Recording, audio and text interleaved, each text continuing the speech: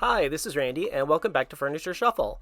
For my next project, I found this old secretary cabinet wall unit at the thrift store. It's got some issues. The screws are pulling out of the drop-down portion here, so I will have to repair those. It has this scary kind of looking light on the inside. I think I'm just going to go ahead and remove that. I'll be putting a new light in the top later. The bottom section does not have a shelf. So I am going to take this top shelf and repurpose it in the bottom. It's got some scars on the side, some deep scratches here. We'll get those taken care of. Nobody seemed to want this piece. Even I walked by it for a few weeks at the thrift store. But then with a little love, I think I can turn it into a really cool beverage station. So let's get started.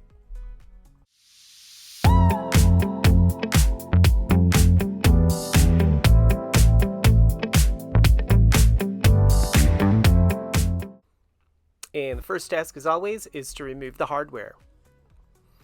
It was pretty common for a lot of families to have one of these in their homes in the 70s and 80s, sometimes as part of a larger wall unit system, unless it was just more common where I grew up in the Midwest.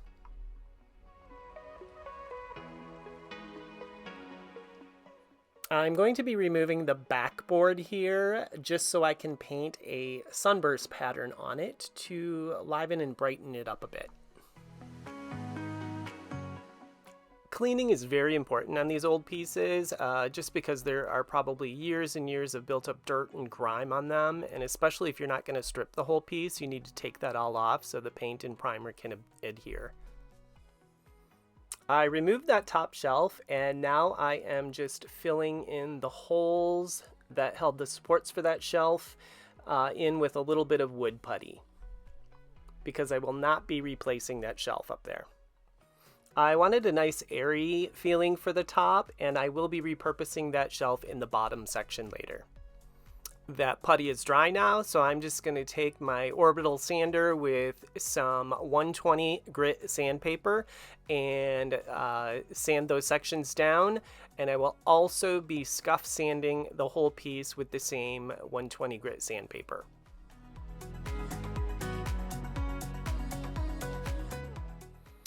Some of the smaller crevices and curved areas where my orbital sander couldn't reach, I am just going to go ahead and sand those down by hand, and then it will all be prepped and ready to accept the primer.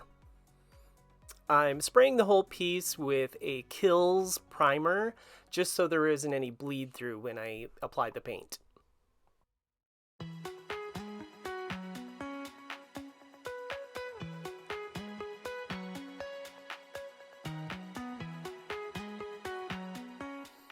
I only wanted a half shelf in that bottom section, so I'm taking that shelf that I removed from the top and I'm cutting that down to about 8 inches. I was having a little issue with my paint sprayer, so I decided just to go ahead and hand paint this cabinet. I am spraying my brush with a little bit of water as I go, just to thin the paint out a little bit so it doesn't dry up so quickly. It's still pretty hot here. I'm painting it this nice, beautiful green color, and I think it's going to turn out nice.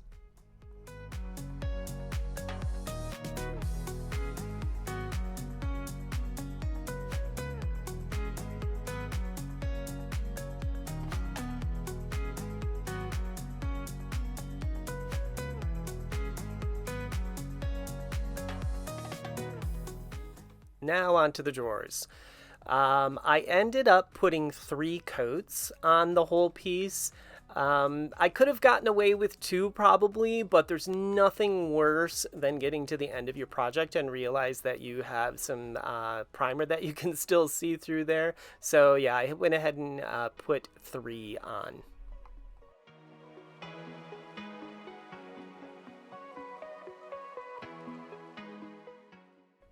The backing board I am painting an off-white color just to give it a nice bright background for the sunburst pattern I'm going to be painting on that top section.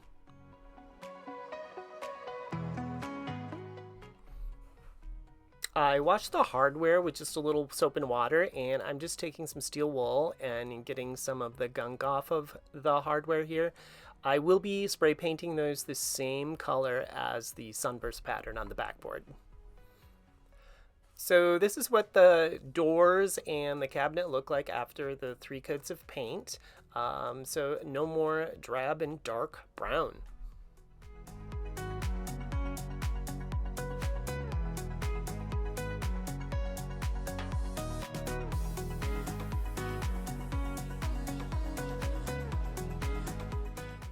I found this light at the thrift store a while back, and I was going to use it on a project, and I decided that this was going to be the project. I did have a little issue though. The stem there was not long enough to go through the whole top there where I wanted to put it. So what I did is I went to my local Ace Hardware store and got this little guy, an extender. It is actually called a lamp nipple.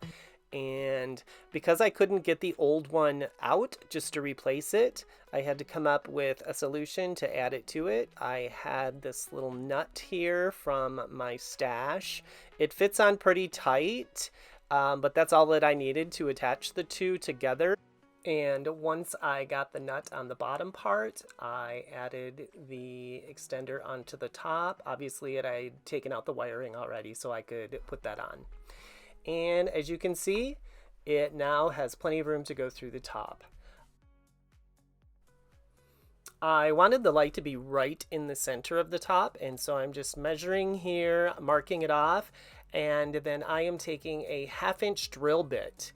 This will provide enough room for that nut to go through, and so the light will fit flush to the top.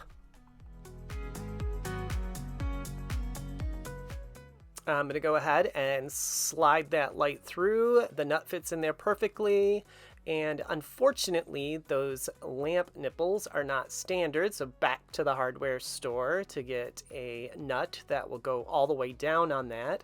I did have this washer from my own stash here, so I just needed a washer that would cover that hole so it would hold the whole lamp tight.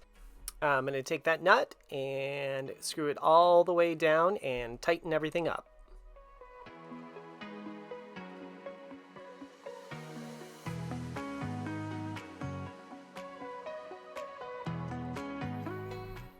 I needed to drill new holes in the bottom section for the shelf supports. So I'm just taking a little piece of tape here and marking off how deep I want the drill bit to go, because I want to make sure I do not go through that wood all the way.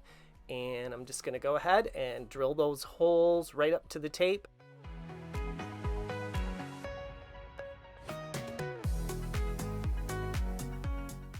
I used a drill bit that was slightly smaller than the diameter of the supports, just so that they would fit into the wood snugly.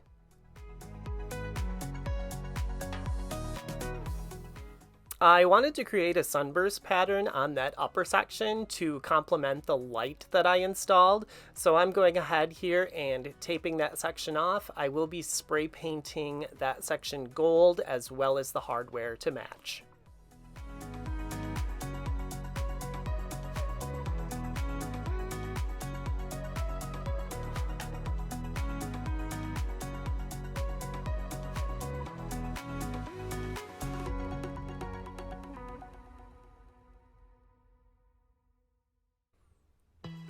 After spray painting that section, I'm taking off the tape right away while the paint is still wet, just so I can get nice, crisp, clean lines.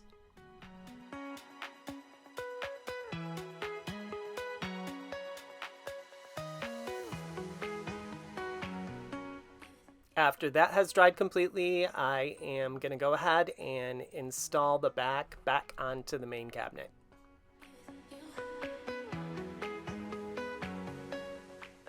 Now reattaching all of the hardware that I had painted gold to match this sunburst.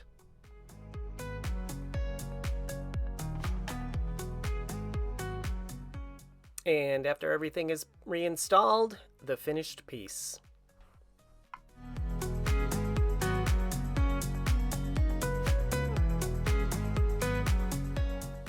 I love how the light turned out with the wires mimicking the lines of the Sunburst here.